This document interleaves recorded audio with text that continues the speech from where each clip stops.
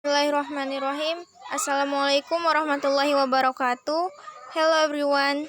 Saya mahasiswa dari STKIP Taman Siswa Bima. Perkenalkan, nama saya Nurhalisa, NIM 202302001, Prodi Pendidikan Matematika semester 2. Pada kesempatan kali ini, saya akan membahas materi mengenai sejarah matematika di Cina untuk memenuhi tugas ujian akhir semester pada mata kuliah Sejarah Matematika dengan dosen pengampu Ibu Nurrahma MPD. Langsung saja kita masuk ke pembahasan materinya. Sebelumnya, teman-teman pasti tidak asing kan dengan nama Cina? Cina merupakan salah satu negara terbesar ketiga di dunia yang tepatnya terletak di Asia Timur dengan ibu kotanya di Beijing. Perlu kita ketahui bahwa awal perkembangan matematika di Cina diperkirakan dimulai pada abad ke-11 sebelum Masehi. Bahkan telah dikembangkan beberapa bidang matematika, seperti bilangan real dengan cangkupannya bilangan negatif, aljabar, geometri, teori bilangan, dan trigonometri. Adapun perkembangan matematika di Cina yang mencapai puncaknya yakni pada abad ke-13 sebelum Masehi dalam bidang aljabar. Perkembangan matematika di Cina melewati berbagai macam masa. Di antaranya yang pertama, matematika Cina awal. Pada awalnya, matematika di Cina yang digunakan ialah matematika yang sederhana, di mana ia menggunakan skrip tulang orakel. Perkiraannya berasal dari dinasti Tang pada tahun 1600 hingga 1050 sebelum Masehi. Orang Cina merupakan orang yang pertama yang mengembangkan bilangan negatif, geometri aljabar, atau geometri Cina dan menggunakan desimal. Sejak dinasti Tang, orang Cina telah sepenuhnya mengembangkan sistem desimal. Bahkan ditemukan karya tertua tentang geometri di Cina berasal dari karang filosofis Mofiz pada tahun 330 sebelum Masehi, disusun oleh pengikut Mozi pada tahun 470 hingga tahun 399 sebelum Masehi. Selain itu, salah satu karya matematika tertua di Cina yang masih ada yakni Ising. Selanjutnya yang kedua yakni dinasti Qin. Terdapat penemuan arkeologi terbaru dari slab bambu Bosingwa pada tahun 305 sebelum Masehi. Tidak banyak diketahui tentang matematika dinasti Qin, karena sekitar tahun 211 sebelum Masehi, Kaisar Qin Shi Huang memerintahkan semua buku di dalam pemerintahan dinasti Qin, selain daripada yang resmi diakui oleh pemerintah harus dibakar. Bahkan terjadi pembunuhan cendekiawan secara besar-besaran. Proyek sipil dinasti Qin merupakan prestasi signifikan dari rekayasa manusia.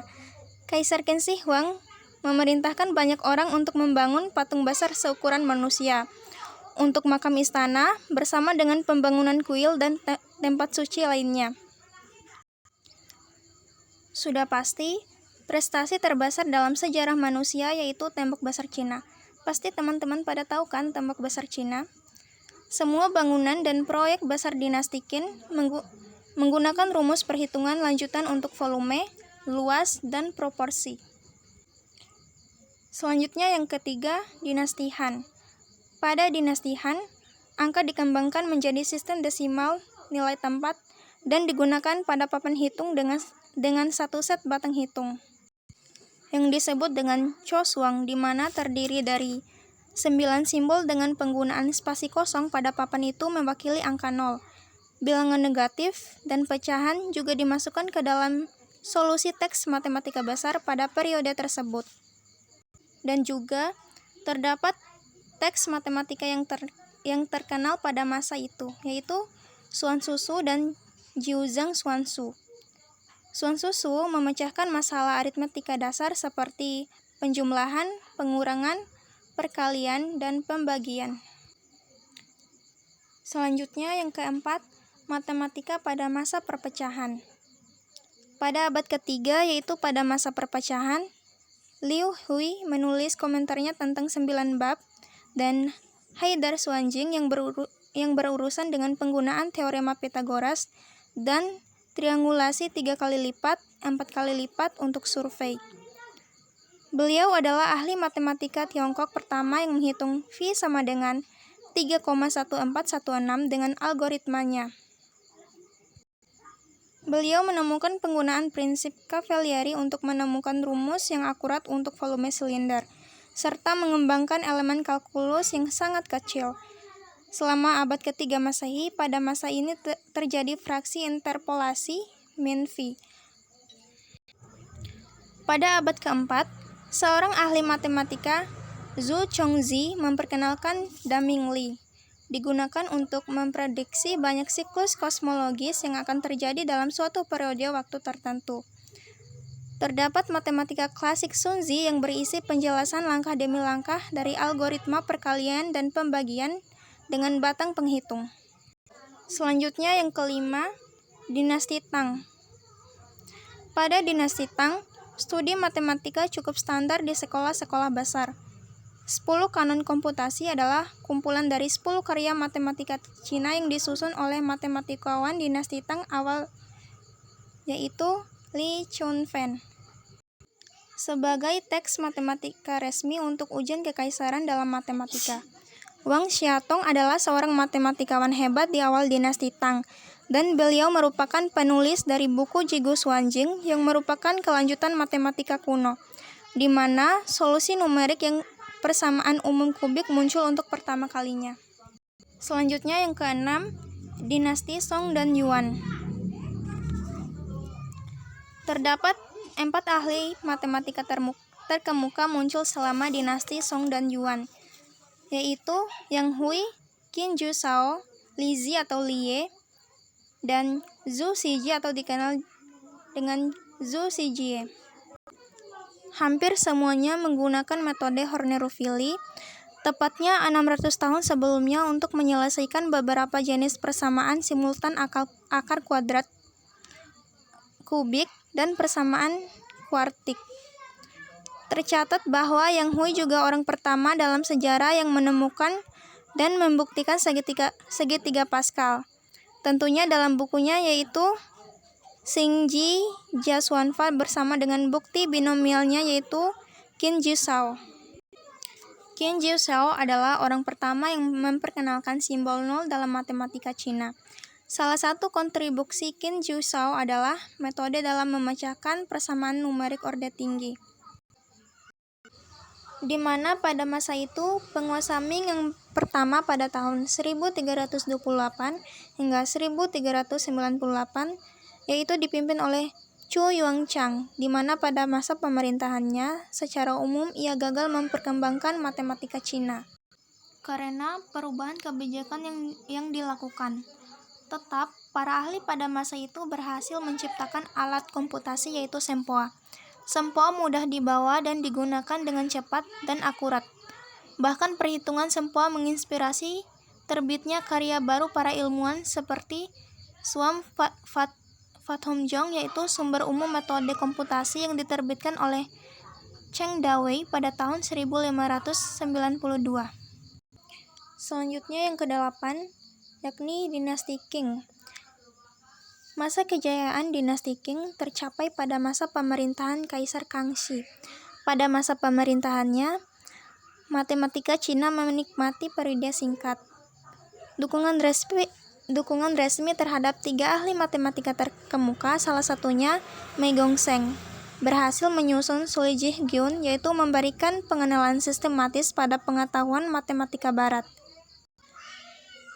Di waktu yang sama, ia juga mengembangkan Meisi Chang Sujiang, yaitu ringkasan ensiklopedis dari hampir semua sekolah matematika Tiongkok pada masa itu. Nah, jadi itu teman-teman masa perkembangan matematika di Cina. Tapi, di balik panjangnya masa perkembangan matematika di Cina, tentunya ada tokoh yang berjasa di dalamnya. Tokoh ilmuwan Cina, di mana yang pertama ada Zhang Heng. Zhang Heng berasal dari Nanyang, Henan, Cina. Masa hidup beliau dari 78 Masehi hingga 140 Masehi. Beliau merupakan ilmuwan yang menonjol di masa dinasti Han Timur. Beliau menciptakan alat mengamat gempa bumi pertama di dunia, yaitu seismoskop. Karya Zhang Heng dalam bidang matematika yaitu merumuskan phi untuk menemukan volume bola. Tokoh ilmuwan matematika Cina yang kedua yakni Zhu Chongzhi. Beliau lahir di Jiangkang pada tahun 429 sebelum Masehi.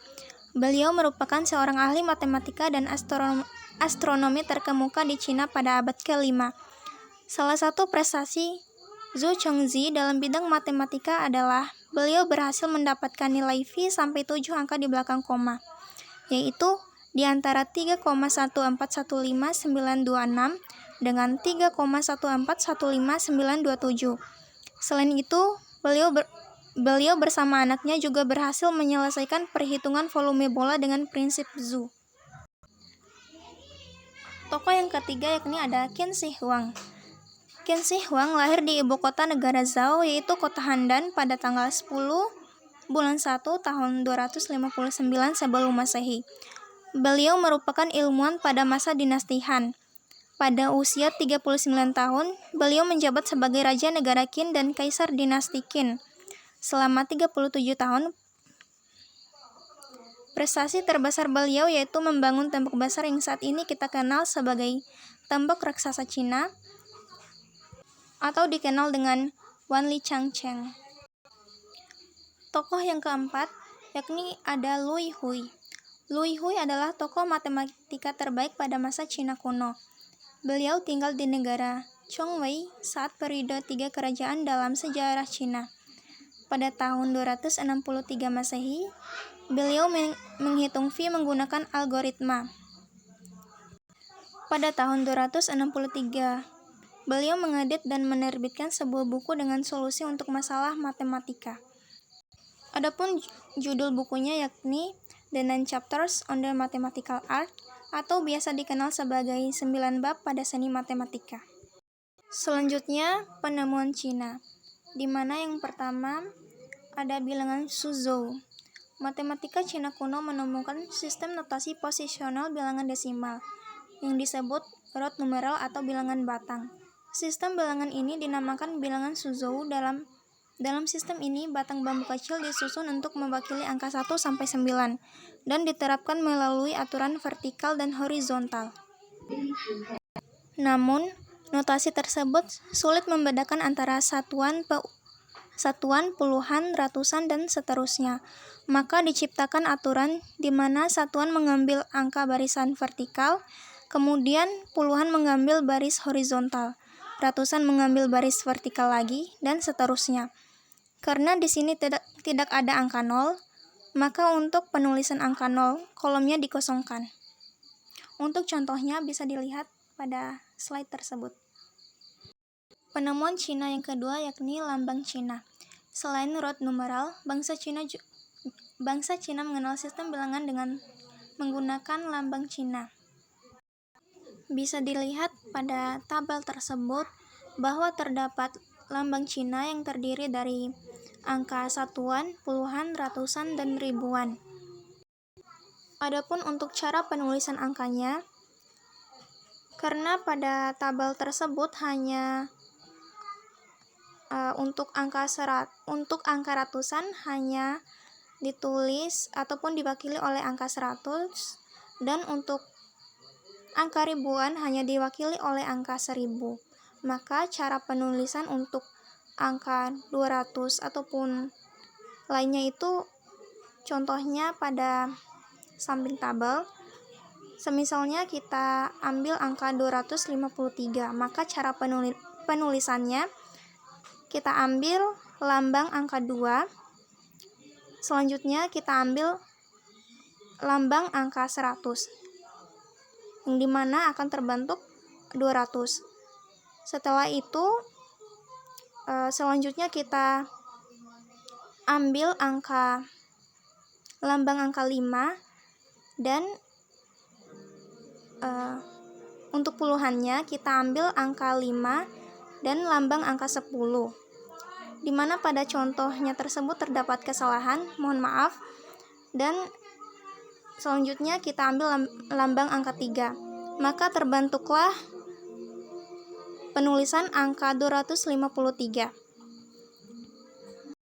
Untuk contoh penulisan angka ribuannya juga sama seperti penulisan angka ratusannya tadi, di mana contohnya kita ambil angka 8910, di mana kita ambil lambang angka 8 dan juga lambang ribuan yakni lambang angka 1000. Setelah itu kita ambil lambang angka 9 dan lambang angka 100 untuk membentuk 900, dan selanjutnya kita ambil lambang angka 10. Maka terbentuklah penulisan angka 8910.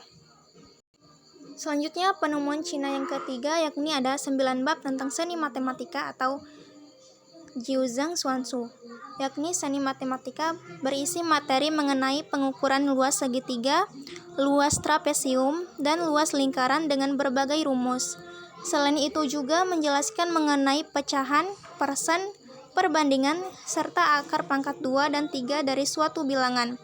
Buku ini juga menjelaskan beberapa aturan menghitung isi benda, yaitu prisma, silinder, dan piramida. Gambar tersebut merupakan salah satu halaman dari buku 9 bab tentang seni matematika. Itu tadi teman-teman pembahasan materi mengenai matematika di Cina. Saya ucapkan terima kasih karena telah menonton videonya. Mohon maaf apabila ada salah kata. Sampai jumpa di video yang selanjutnya. Wassalamualaikum warahmatullahi wabarakatuh.